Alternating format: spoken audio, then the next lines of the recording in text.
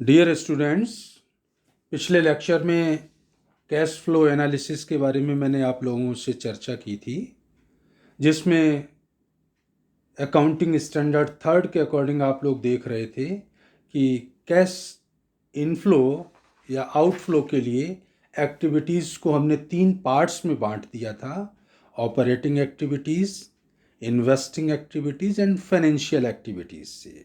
तो इन एक्टिविटीज़ से, तीनों से जो इनफ्लो और आउटफ्लो होता है उसका टोटल कर लेते हैं, ओपनिंग बैलेंस को उसमें प्लस कर देते हैं, तो कैश और कैश इक्विवेलेंट का क्लोजिंग बैलेंस आ जाता है। वो फॉर्मेट हम लोग देख चुके हैं। आज कैश फ्लो एनालिसिस का ही एक न्यूमेरिकल क्वेश्चन लेंगे और उसका सोल्यूशन देखेंगे, और उससे संबंधित जो वर्किंग नोट आप क्वेश्चन में बनाते हैं वो भी अपन देखेंगे। तो देखिएगा, क्वेश्चन कुछ इस तरह से है। 31 मार्च 2016 और 31 मार्च 17 को निशा लिमिटेड का चिट्ठा निम्न प्रकार है। बैलेंस शीट दे रखी है। इक्विटी एंड लायबिलिटीज़ में शेयर होल्डर्स फंड में देखिएगा 2 कॉलम बना रखे हैं, 16 और 17 का। पेड अप शेयर कैपिटल 50,000 थी, बढ़ के 60,000 हो गई। रिजर्व सरप्लस में जनरल रिजर्व 5 के थे, 8 के हो गए हैं। Statement of profit and loss 41,000 था, जो घट के हो गया 33,000। नॉन करंट लाइबिलिटीज़ में सिक्योर्ड लोन है, 20,000 के थे, 17 में 5,000 बढ़ के 25 हो गए। करंट लाइबिलिटीज़ ट्रेड पेएबल्स 10 के थे, 12,000 के हो गए। इनकम टैक्स का प्रोविज़न 20,000 का था, घट के 17,000 हो गया, मीन्स आपने पेमेंट कर दिया है। इस तरह से बैलेंस शीट का टोटल आ गया 1,46,000 और 1,55,000। एसेट साइड में नॉन करंट एसेट्स में आप देख रहे हैं, फिक्स्ड एसेट्स 90,000 की थी, वो बढ़ के 1,00,000 की हो गई, मीन्स परचेज ऑफ एसेट्स है। अदर नॉन करंट एसेट्स में प्रिलिमिनरी एक्सपेंसेस 2,000 के थे, घट के 1,000 रह गए, मीन्स राइट ऑफ किए गए हैं। करंट एसेट्स में इन्वेंट्रीज 20 से बढ़ के 24 हो गई, परचेज है। ट्रेड रिसीवेबल्स 30 से घट के 25 हो गया, मीन्स पेमेंट आपको मिला है। कैश एंड कैश इक्विवेलेंट का ओपनिंग बैलेंस दे रखा है 4,000 और 17 के एंड में हो गया वो 5,000। अतिरिक्त सूचना आपको दे रखी है, स्थायी संपत्तियों पर 20,000 का ह्रास अपलिखित किया गया।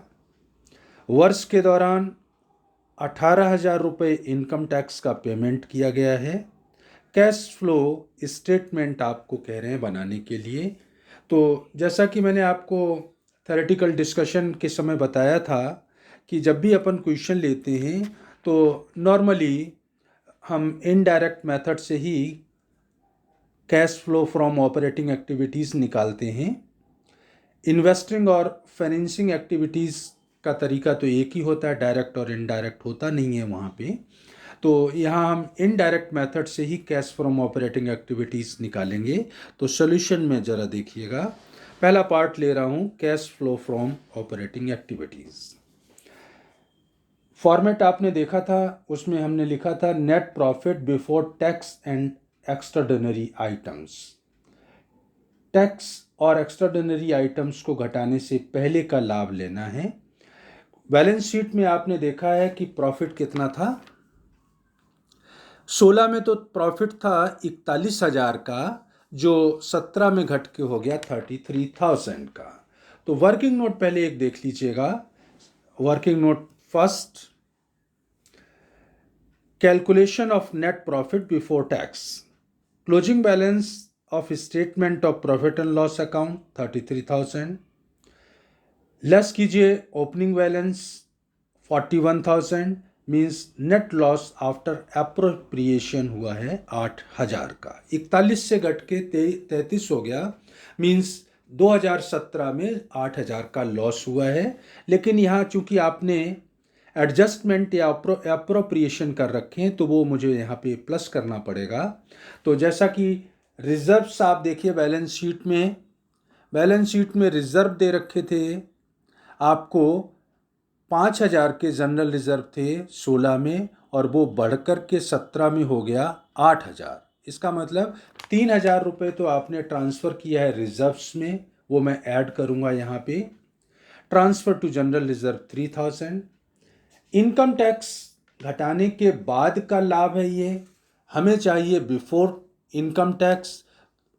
एडिशनल इन्फॉर्मेशन में आप देख चुके हैं, वर्ष के दौरान 18,000 रुपये आयकर चुकाया है, तो इस साल आयकर का प्रोविज़न कितना किया वो मुझे निकालना पड़ेगा।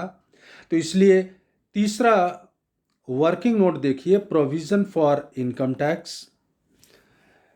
प्रोविज़न फॉर इनकम टैक्स में बैलेंस शीट में जो आपको बता रखा था, 2016 में ओपनिंग बैलेंस था इसका 20,000 और 17 में हो गया 17,000।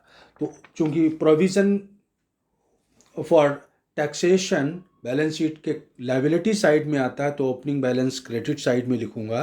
By balance BD 20,000, closing balance to balance CD 17,000। Question में आपको बता रखा है कि लाभ हानि खाते से आपने कितना प्रोविज़न किया ये निकालना है, लेकिन पेमेंट कितना किया है वो दे रखा है। वर्ष के दौरान 18,000 चुकाए हैं, पे किया है मीन्स डेबिट साइड में लिखूंगा टू बैंक 18,000। बैलेंसिंग फिगर में आ गया 15,000 by balance charge from profit and loss account, means 15,000 रुपये आपने इस वर्ष के लाभ हानि खाते से डेबिट किए होंगे, अप्रोप्रिएशन किया है।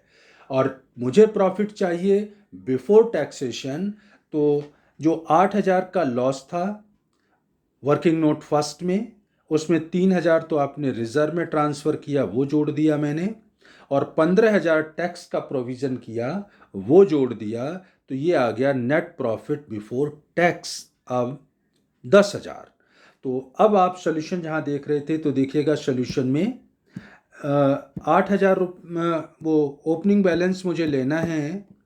तो ओपनिंग बैलेंस के लिए जो वर्किंग नोट में आपने निकाला है 10,000 नेट प्रॉफिट बिफोर टैक्स, वो मैंने 10,000 ले लिया। अब चूंकि फॉर्मेट के according non cash and non operating items को जोड़ना होता है, जिसमें आपने बहुत सारे आइटम्स को देखा था, इस क्वेश्चन में देखिए आपको एडिशनल इन्फॉर्मेशन में बता रखा है कि 20,000 आपने डेप्रिसिएशन चार्ज किया है, तो डेप्रिसिएशन में ऐड कर देता हूँ 20,000। आपने ये भी देखा था कि प्रिलिमिनरी एक्सपेंसेस वगैरह को अगर राइट ऑफ करते हैं तो वो नॉन ऑपरेटिंग आइटम होता है।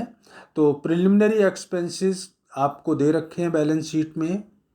2016 में 2,000 थे, घट के 1,000 रह गए, इसका मतलब 1,000 का आपने इनका राइट ऑफ किया है, तो वो ऐड कर दीजिएगा। क्वेश्चन में और कोई आइटम प्लस करने के लिए नहीं दिख रहा है, जो हमारा फॉर्मेट है इसके अकॉर्डिंग। तो ये दो आइटम जब आपने जोड़ दिए तो वो कहलाएगा operating profit before working capital changes. Operating profit working capital के चेंज से पहले। अब वर्किंग कैपिटल का जो चेंज का एडजस्टमेंट है वो मैं यहाँ पे करूँगा। तो देखिएगा बैलेंस शीट में आप अपने ट्रेड रिसीवेबल बैलेंस शीट में 30,000 के थे 16 में, और वो 25 के रह गए, इसका मतलब घट गए हैं। करंट एसिड्स अगर घट रही इसका मतलब इनफ्लो हो रहा है, तो 30 से 25 रह गए, तो 5,000 का ये आपके पास कैश का इनफ्लो हुआ है। इसी तरह से इंक्रीज इन इन्वेंट्री आपकी बढ़ गई है, 20,000 थी 24 हो गई, मतलब 4,000 रुपये की इन्वेंट्री आपको खरीदनी पड़ी है, तो आउटफ्लो हुआ है। तो वो ब्रैकेट में 4,000 लिख रहा हूँ क्योंकि वो आउटफ्लो है। लायबिलिटी साइड में देखिए ट्रेड पेएबल्स को 10,000 के थे, बढ़ के 12,000 के हो गए, 2,000 का पेमेंट नहीं करना पड़ा है, तो वो एक तरह से इनफ्लो है। तो इस तरह से 3 एडजस्टमेंट ये हैं क्वेश्चन में।